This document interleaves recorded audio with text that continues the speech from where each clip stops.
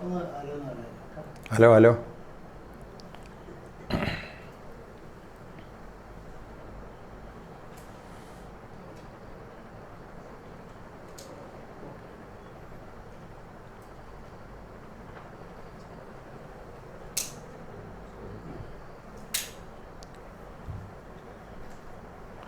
ഞാൻ ചാത്തമംഗലം ഗ്രാമപഞ്ചായത്തിൻ്റെ പ്രസിഡൻറ്റ് ഗഫൂർ. കഴിഞ്ഞ ദിവസം UDFൻ്റെ നേതൃത്വത്തിൽ ഒരു പത്രസമ്മേളനം കാണാനിടയായി.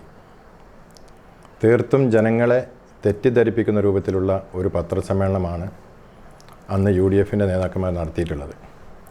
നമുക്കറിയാം, നമ്മുടെ പാർട്ടിയുടെ ലോക്കൽ കമ്മിറ്റി മെമ്പറും ഞങ്ങളുടെയൊക്കെ പ്രിയങ്കരനായിരുന്ന ഹമീദിൻ്റെ മരണവുമായി ബന്ധപ്പെട്ടുകൊണ്ട് ഒരുപാട് പ്രശ്നങ്ങൾ നിലനിൽക്കുന്നുണ്ട്.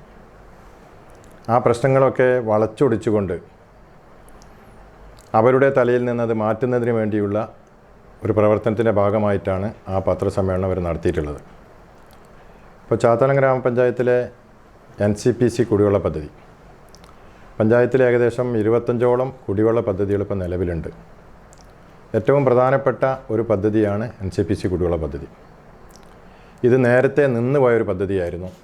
2014 പുതിയ കമ്മിറ്റി ഉണ്ടാക്കി ഇതിൻ്റെ പ്രവർത്തനം ആരംഭിച്ചിട്ടുള്ളത്. ആ കമ്മിറ്റിയുടെ കൺവീനറായിരുന്നു നമ്മളെ മരണപ്പെട്ടു പോയ ഹമീദ്. അന്ന് അദ്ദേഹം ആ കൺവീനർ സ്ഥാനം ഏറ്റെടുക്കുന്നതിന് വേണ്ടി വലിയ പ്രയാസം പറഞ്ഞിരുന്നു. എനിക്കത് കഴിയില്ല എന്ന് അദ്ദേഹം പറഞ്ഞിരുന്നു. പക്ഷേ അന്ന് ആ പങ്കെടുത്ത ആളുകളും അന്നത്തെ ഭരണസമിതി അവരും നിർബന്ധിച്ചതിൻ്റെ അടിസ്ഥാനത്തിൽ അദ്ദേഹം ആ ഉത്തരവാദിത്തം ഏറ്റെടുത്തത്. അദ്ദേഹം ഒരു പൊതുപ്രവർത്തകനാണ്. ഒരുപാട് കാലമായി രാഷ്ട്രീയത്തിൽ പ്രവർത്തിക്കുന്നൊരു വ്യക്തിയാണ്. നല്ല രൂപത്തിലൊരു ചാരിറ്റി പ്രവർത്തനം നടത്തുന്ന വ്യക്തിയാണ്. അതിൻ്റെയൊക്കെ ഭാഗമായിട്ട് തന്നെയാണ് എല്ലാവരും അദ്ദേഹത്തെ പേര് നിർദ്ദേശിച്ചതും അദ്ദേഹം അത് ഏറ്റെടുത്തതും. അങ്ങനെ നല്ല രൂപത്തിൽ ആ പദ്ധതി നടന്നുകൊണ്ടിരുന്നു. ഗുണഭോക്താക്കളിൽ നിന്നും പണം പിരിച്ചുകൊണ്ട് ആ പൈസ വാട്ടർ അതോറിറ്റിയിൽ അടക്കുകയാണ് സാധാരണ പതിവ്. അങ്ങനെ കുറേ കാലം കഴിഞ്ഞ സമയത്താണ് ഈ ഒരു വർഷത്തിൻ്റെ ഇടയിൽ 1.5 വർഷത്തിൻ്റെ ഇടയിലാണ് അദ്ദേഹത്തിന് ഒരു മാരകമായ അസുഖം, ഹാർട്ട് സംബന്ധമായ അസുഖം വരികയും 2 തവണ KMCT ആശുപത്രിയിൽ അഡ്മിറ്റായി മാസങ്ങളോളം അദ്ദേഹം റെസ്റ്റ് എടുക്കേണ്ട ഒരു സ്ഥിതി വന്നു. ആ സമയത്ത് അദ്ദേഹത്തിന് ഗുണഭോക്താക്കളിൽ നിന്ന് പണം പിരിക്കാനോ ആളുകളുമായി ബന്ധപ്പെടാനോ ഒന്നും സാധിച്ചിരുന്നില്ല. അങ്ങനെ ഗുണഭോക്താക്കളെ എടുത്ത് എന്ന വലിയ തുക കിട്ടാനുണ്ടായിരുന്നു. അപ്പോൾ സ്വാഭാവികമായും ആ പണം കിട്ടാതെ വാട്ടർ അതോറിറ്റിയിൽ പണം അടക്കാൻ കഴിയില്ല. വാട്ടർ അതോറിറ്റിക്കാർ കുടിശ്ശിക വന്നതിൻ്റെ അടിസ്ഥാനത്തിൽ ഈ പദ്ധതിയിലേക്ക് വെള്ളം തരുന്നത് കട്ട് ചെയ്തു. 20 ലക്ഷം ഉറുപ്പിയോളം കുടിശ്ശികയുണ്ട്. ഏകദേശം ഒരു 23 ലക്ഷം രൂപ പിരിഞ്ഞ് കിട്ടാനുമുണ്ട് എന്നാണ് ഒരു പ്രാഥമികമായി ഞങ്ങൾ പരിശോധിച്ചപ്പം കിട്ടിയിട്ടുള്ള കണക്ക്. അങ്ങനെ കട്ട് ചെയ്ത് ഉടനെ തന്നെ ഞങ്ങൾ പഞ്ചായത്ത് ഭരണസമിതിയുടെ ശ്രദ്ധയിൽപ്പെട്ടു. അദ്ദേഹവും കാര്യം പറഞ്ഞിട്ടുണ്ട്, ഇങ്ങനെ എന്തെങ്കിലും ഒരു നിലപാട് പഞ്ചായത്ത് സ്വീകരിക്കണം എന്ന് അദ്ദേഹം പറഞ്ഞതിൻ്റെ അടിസ്ഥാനത്തിൽ പഞ്ചായത്ത് ഭരണസമിതി അടിയന്തര യോഗം ചേർന്നു. അടിയന്തര യോഗം ചേർന്നുകൊണ്ട് 8 വാർഡുകൾ, ഈ പദ്ധതി എന്ന് പറഞ്ഞാൽ 8 വാർഡുകളിലുള്ള ഗുണഭോക്താക്കളാണ് പദ്ധതിയിലുള്ളത്. ഈ 8 വാർഡിലെ മെമ്പർമാരും അതേപോലെ ഈ ഗുണഭോക്തൃ കമ്മിറ്റിയുടെ കൺവീനറായിട്ടുള്ള ഹമീദും ചെയർമാനായിട്ടുള്ള പ്രവീണും അവരെയും വിളിച്ചുകൂട്ടി ഒരു യോഗം നടത്താൻ വേണ്ടി തീരുമാനിച്ചു. അങ്ങനെ ഒരു യോഗം ചിറ്റാൽപ്പിലാക്കൽ 17/10 ചിറ്റാൽപ്പിലാക്കൽ ജനവിദ്യാ കേന്ദ്രത്തിൽ വെച്ച് അങ്ങനെ ഒരു യോഗം ചേർന്നു. ആ യോഗത്തിൽ ഐക്യകണ്ഠേനാണ് തീരുമാനമെടുത്തത്. യോഗത്തിലെടുത്ത തീരുമാനം ഈ 8 വാർഡുകളിലും മെമ്പർമാരുടെ നേതൃത്വത്തിൽ ഗുണഭോക്തൃ യോഗം വിളിക്കുകയും ആ യോഗത്തിൽ വെച്ച് ഇതെങ്ങനെ മുന്നോട്ട് പോകണമെന്ന് തീരുമാനിക്കുന്നതിന് വേണ്ടിയിട്ട് അതാണ് എടുത്തൊരു തീരുമാനം. അങ്ങനെ ഉടനെ തന്നെ ഈ 17-ാം തീയതി യോഗം ചേർന്നു. 22-ാം തീയതിക്കുള്ളിൽ തന്നെ എല്ലാ വാർഡുകളിലും യോഗം നടത്തി. ഈ യോഗത്തിൽ 2-3 യോഗത്തിൽ ഈ കമ്മിറ്റിൻ്റെ കൺവീനർ ഹമീദ് പങ്കെടുത്തതാണ്. ആ യോഗത്തിൽ വെച്ച് കമ്മിറ്റി ഉണ്ടാക്കി. ആ കമ്മിറ്റി ഉണ്ടാക്കി നമ്മൾ നേരത്തെ ഈ 8 മെമ്പർമാരും ഗുണഭോക്തൃ കമ്മിറ്റിയുടെ കൺവീനറും ചെയർമാനും കൂടി എടുത്തൊരു തീരുമാനം ഉണ്ടായിരുന്നു. എന്താണെന്ന് വെച്ചാൽ താൽക്കാലികമായി കുടിശ്ശികക്കാരിൽ നിന്നും 1000 രൂപ കുടിശ്ശിക 2600 ഉള്ളവരുണ്ട്, 5000 വരെ കുടിശ്ശികയുള്ള ആളുകളുണ്ട്. ഞങ്ങൾ ആ കണക്കൊക്കെ പരിശോധിച്ച സമയത്ത് മനസ്സിലായി. താൽക്കാലികമായി ഓരോ ഗുണഭോക്താക്കളും കുടിശ്ശികയുള്ള ഗുണഭോക്താക്കൾ 1000 രൂപ വെച്ചെടുക്കാനും, അപ്പോൾ 1000 രൂപ വെച്ചെടുക്കുമ്പോൾ ഏകദേശം 8 ലക്ഷം റുപ്യയിൽ അധികം ഉണ്ടാവും. 1000ഓളം കണക്ഷൻ ഉണ്ടെങ്കിലും കുറേ കണക്ഷനൊക്കെ അത് ഒഴിവായി പോയിട്ട് 800 ചില കണക്ഷനാണ്. ആ പണം വാട്ടർ അതോറിറ്റിയിൽ അടച്ചാൽ കണക്ഷൻ കിട്ടും, കണക്ഷൻ പുനഃസ്ഥാപിച്ച് കിട്ടും. കണക്ഷൻ പുനഃസ്ഥാപിച്ച് കിട്ടിയതിന് ശേഷം ബാക്കിയുള്ള കുടിശ്ശിക ഘട്ടം ഘട്ടമായി പിരിച്ചെടുത്ത് വാട്ടർ അതോറിറ്റിയിൽ അടക്കാൻ ആണ് അന്ന് ഞങ്ങൾ ഈ 8 അംഗങ്ങൾ മെമ്പർമാരും ഈ കൺവീനർ ചെയർമാനും കൂടി എടുത്ത തീരുമാനം. ആ തീരുമാനം ഓരോ വാർഡ് തലത്തിലുള്ള കമ്മിറ്റിയിലൊക്കെ അവതരിപ്പിച്ചു. ആ കമ്മിറ്റിയിൽ എല്ലാവരും വാർഡിൽ കമ്മിറ്റി ഉണ്ടാക്കി, കമ്മിറ്റിയിൽ പങ്കെടുത്തിട്ടുള്ള എല്ലാ ഗുണഭോക്താക്കളും അത് അംഗീകരിക്കുകയും ചെയ്തതാണ്. അതിൻ്റെ അടിസ്ഥാനത്തിൽ ചില വാർഡുകളിലൊക്കെ പണം പിരിവ് ആരംഭിച്ചിട്ടുണ്ട്. 8ാം വാർഡിലൊക്കെ കൂടുതൽ പണം പിരിച്ചിട്ടുണ്ട്. പിന്നീട് തീരുമാനിച്ചത് ഈ 8 വാർഡിലെയും ജനപ്രതിനിധികളെയും അതേപോലെ തിരഞ്ഞെടുക്കപ്പെട്ടിട്ടുള്ള കമ്മിറ്റിക്കാരെയും, ഓരോ വാർഡിൽ നിന്ന് തിരഞ്ഞെടുക്കപ്പെട്ടിട്ടുള്ള പ്രസിഡന്റ് സെക്രട്ടറിമാരെയും പഞ്ചായത്തിലേക്ക് വിളിച്ചു ചേർക്കാൻ വേണ്ടിയിട്ട് തീരുമാനിച്ചു. അങ്ങനെ പഞ്ചായത്തിൽ അവരെ യോഗം വിളിച്ചു ചേർത്തു. ആ യോഗത്തിൽ വെച്ച് ഒരു മെയിൻ കമ്മിറ്റി, ഈ 8 വാർഡിലെയും കമ്മിറ്റികൾ ക്രോഡീകരിച്ചുകൊണ്ടുള്ള പഞ്ചായത്ത് തലത്തിലുള്ള ഒരു കമ്മിറ്റിക്ക് രൂപം കൊടുത്തിട്ടുണ്ട്. ആ കമ്മിറ്റി എന്ത് വേണം? ഭരണസമിതി അംഗീകാരം കൊടുക്കണം. ആ കമ്മിറ്റി ഭരണസമിതി അംഗീകാരം കൊടുത്തിട്ടുണ്ട്. ഈ 8 അംഗങ്ങൾ ചേർന്ന് 8 വാർഡിലെയും ഗുണഭോക്തൃ കമ്മിറ്റിയുടെ ഭാരവാഹികളും 8 വാർഡിലെ മെമ്പർമാരും കൂടി ചേർന്ന യോഗത്തിൽ, അതിൽ പഞ്ചായത്ത് സെക്രട്ടറി പങ്കെടുത്തിരുന്നു. ആ യോഗത്തിൽ വെച്ച് ഇവർ UDFൻ്റെ 3 മെമ്പർമാർ, 8 വാർഡിൽ 5 വാർഡ് LDFൻ്റെ മെമ്പർമാരും 3 വാർഡിൽ UDFൻ്റെ മെമ്പർമാർ, ഈ 3 വാർഡിലെ മെമ്പർമാർ അതിൽ വിയോജനക്കുറിപ്പ് രേഖപ്പെടുത്തി. ഞങ്ങളിതിന് സഹകരിക്കില്ല.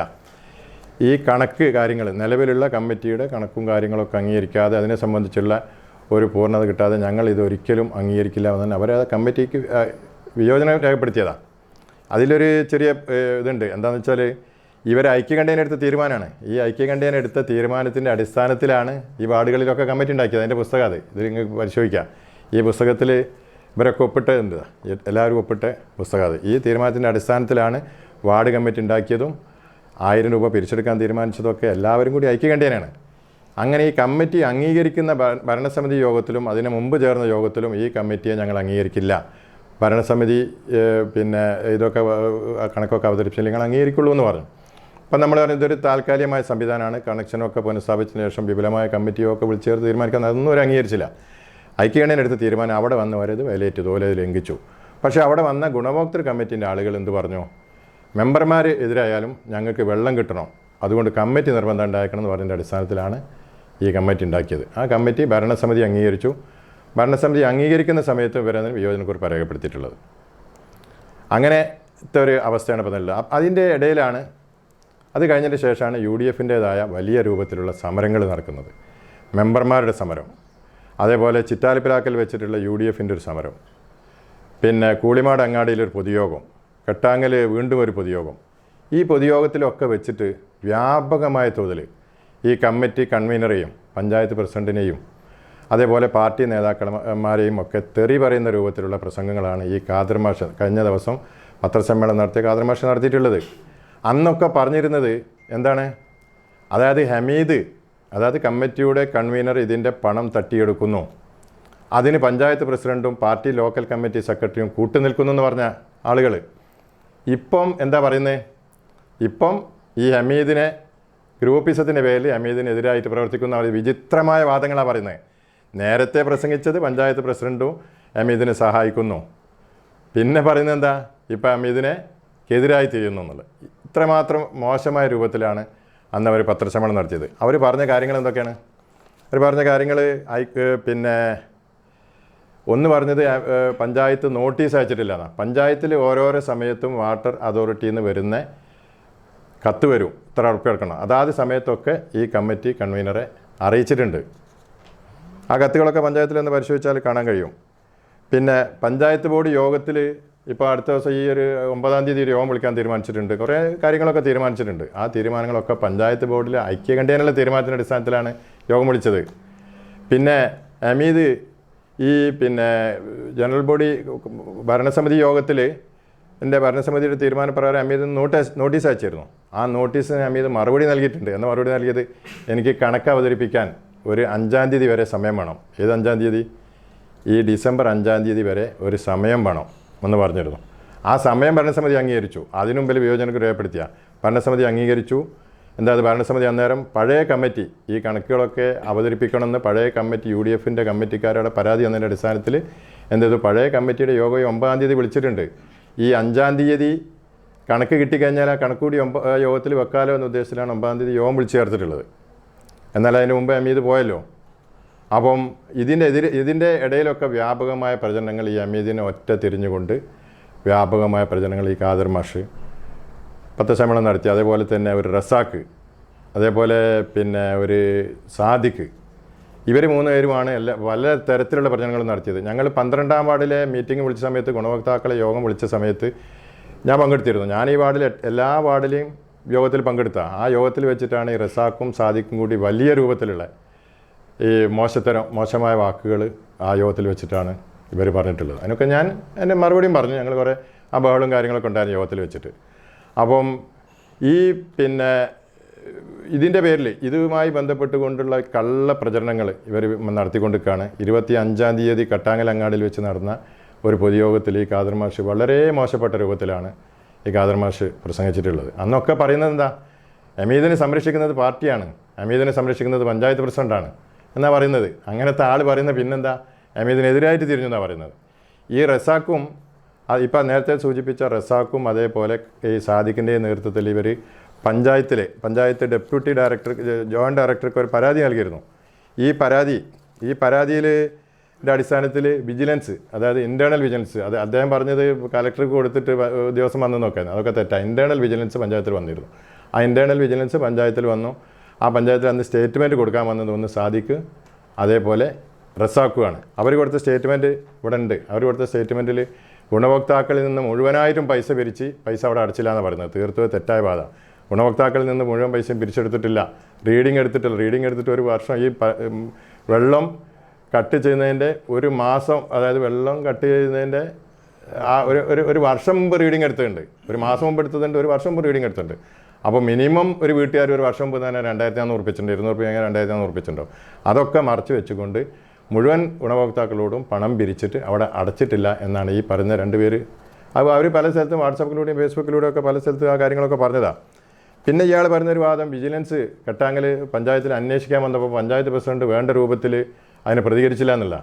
ആ പഞ്ചായത്ത് പിന്നെ പ്രസിഡന്റ് എന്നുള്ള നിലയ്ക്ക് ഞാൻ വിജിലൻസിൻ്റെ അടുത്ത് മൊഴി കൊടുത്തിട്ടുണ്ട്. ആ മൊഴി ഇതാ വിജിലൻസ് റിപ്പോർട്ടിൻ്റെ കയ്യിലുണ്ട്. ഇതാണ് വിജിലൻസ് റിപ്പോർട്ട്. ഈ വിജിലൻസ് റിപ്പോർട്ടിൽ പ്രത്യേകം പറയുന്നുണ്ട്, പഞ്ചായത്ത് പ്രസിഡന്റിനോട് ചോദിച്ചപ്പോൾ പറഞ്ഞത് നിങ്ങൾക്ക് തരാം. അതിൽ കറക്റ്റായിട്ട് നമ്മൾ പഞ്ചായത്തിൽ ഈ കുടിവെള്ള പദ്ധതി നിന്നതിൻ്റെ ശേഷം നടപ്പിലാക്കിയ പദ്ധതികളെ സംബന്ധിച്ച് അല്ലെങ്കിൽ തീരുമാനങ്ങളെ സംബന്ധിച്ചൊക്കെ വളരെ വ്യക്തമായിട്ട് എന്താക്കിയിട്ടുണ്ട്. പിന്നെ വിജിലൻസിൻ്റെ അടുത്ത് നമ്മൾ പറഞ്ഞിട്ടുണ്ട്. വിജിലൻസിൽ അവർ കൊടുത്ത സ്റ്റേറ്റ്മെൻ്റ് ഉണ്ട്, വിജിലൻസിൻ്റെ അഭിപ്രായം ഇതിലുണ്ട്.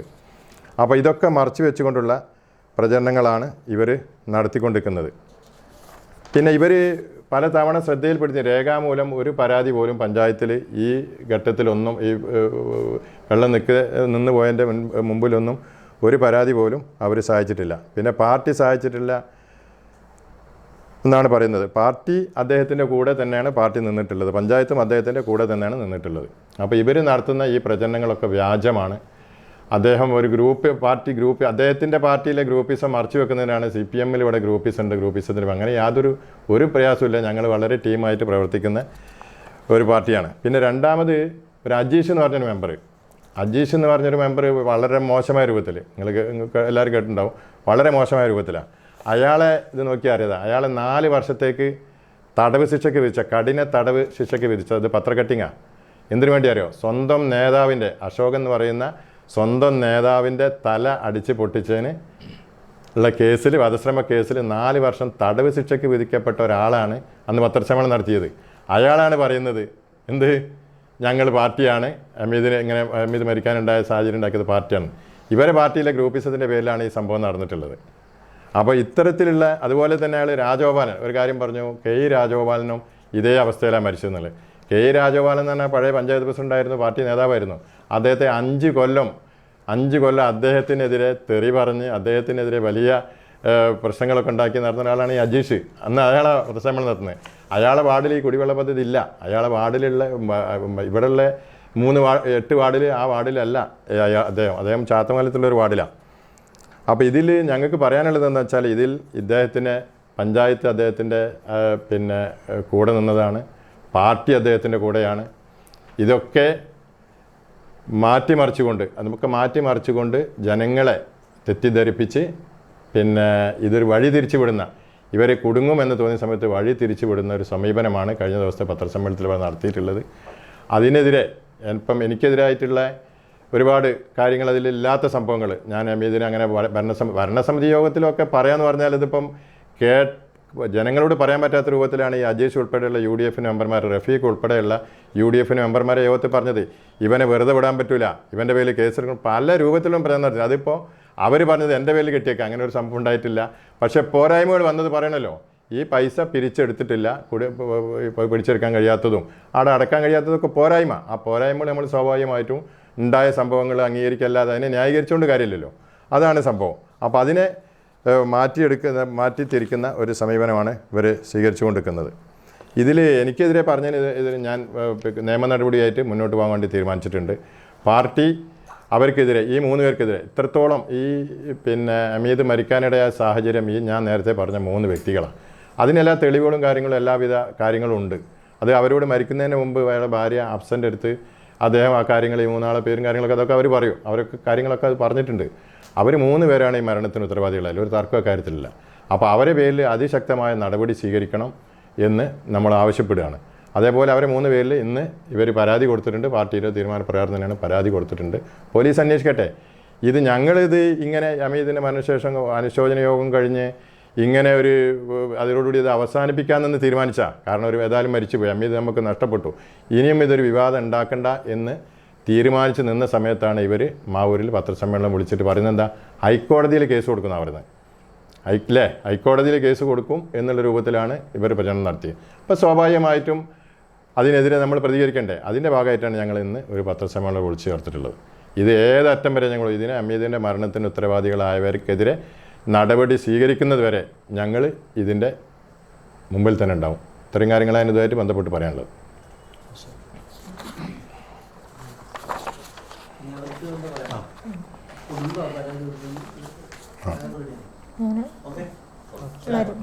മരിച്ചുപോയ അമീത് ഖാൻ്റെ ഭാര്യ ഹഫ്സയാണ്. പിന്നെ NPCC കുടിവെള്ള പദ്ധതിയുടെ കൺവീനറായിരുന്നു മൂപ്പര്. നല്ല രീതിയിൽ കുടിവെള്ള പദ്ധതി മുന്നോട്ട് പോയതാണ്. അതിൻ്റെ ഇടയ്ക്കാണ് 2 പ്രാവശ്യം ആൻജിയോപ്ലാസ്റ്റി കഴിഞ്ഞത്. അപ്പോൾ അതിൻ്റെ ഭാഗമായി പുറത്തിറങ്ങാൻ കഴിയാതെ ഒക്കെ ഫണ്ട് കളക്ട് ചെയ്യാൻ പറ്റാത്തൊരു ബുദ്ധിമുട്ടുണ്ടായിരുന്നു. അപ്പോഴാണ് ഈ കുടിശ്ശിക വന്നത്. അങ്ങനെ പിന്നെ വാട്ടർ അതോറിറ്റിൻ്റെ വെള്ളം കട്ട് ചെയ്യുകയും അപ്പോൾ തന്നെ പഞ്ചായത്ത് യോഗം വിളിച്ചിങ്ങാണ്ട് ഗുണഭോക്താക്കളിൽ നിന്ന് പൈസ പിരിപ്പിക്കാനുള്ള ഒരു തീരുമാനത്തിലെത്തുകയും ചെയ്തു. അതിൻ്റെ യോഗത്തിലൊക്കെ മൂപ്പര് പങ്കെടുത്തിട്ടുണ്ട്. അപ്പോഴാണ് UDFകാർ, അതായത് ഖാദർ മാഷും അങ്ങനത്തെ ആൾക്കാർ ഈ കള്ളപ്രചരണമായിട്ട് മുന്നോട്ട് വന്നത്. പെരുങ്കള്ളനാണ് എന്ന് പറഞ്ഞിട്ടാണ് ഈ ഖാദർ മാഷ് പ്രസംഗിച്ചത് പല സ്ഥലത്തും. പിന്നെ ഈ സാദിഖ്, റസാഖ് എന്നിവരൊക്കെ അങ്ങനെ കള്ളക്കണക്കുണ്ടാക്കി അവതരിപ്പിക്കുകയും മൂപ്പരെ മോശമായ രീതിയിൽ പറയുകയൊക്കെ ചെയ്തിട്ടുണ്ട്. അതൊക്കെ വല്ലാത്ത പ്രയാസം ഉണ്ടാക്കിയിട്ടുണ്ട് എന്ന് എന്നോട് പറയലുണ്ടായിരുന്നു. പിന്നെ ഈ സമയത്ത് ഇത് കഴിച്ച സമയത്ത് എന്നോട് പറഞ്ഞത്, ഖാദർ മാഷ് കുറേ കാലമായി എന്നെ ഇട്ടുങ്ങാണ്ട് ബുദ്ധിമുട്ടാക്കുകയാണ്, പിന്നെ വല്ലാതെ ഒലുമ്പുകയാണ് എന്നാണ് എന്നോട് പറഞ്ഞത്. അതുകൊണ്ടാണ് ഞാനിത് ചെയ്തത് എന്നാണ് പറഞ്ഞത്. അപ്പോൾ പിന്നെ പാർട്ടിയും പഞ്ചായത്തും ഒക്കെ ഞങ്ങളെ കൂടെ തന്നെ ഉണ്ടായിരുന്നു. ഞങ്ങളെ നല്ല സഹായിച്ചിട്ടുണ്ട്. പക്ഷേ മരണത്തിന്